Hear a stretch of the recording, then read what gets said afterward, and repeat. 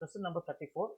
Which of the following expressions gives de Broglie wavelength in meters of a tennis ball of mass 0.0 kg, 0.06 kg? Mass is given, kinetic energy is given. Kinetic energy is given. So, what is de Broglie wavelength? De Broglie wavelength is given by h by p. What is p here? P is a momentum. See, here h by p, h is already there. Only p you need to find from here. Now, how do I find p? What is momentum? Momentum is given by mass into velocity. Now, mass is also known to you. Velocity you need to know. How do I know moment? Velocity over here. So what you know is kinetic energy is equal to half mv square, right? Kinetic energy is 3 joules, which should now be equal to half into what is mass?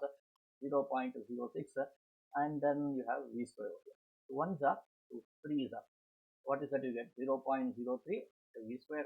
So v square should be equal to 3 divided by 0.03, which should be 3 ones are go to here.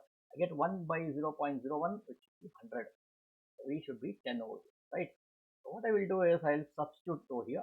M value I already know, 0.06 multiplied by 10.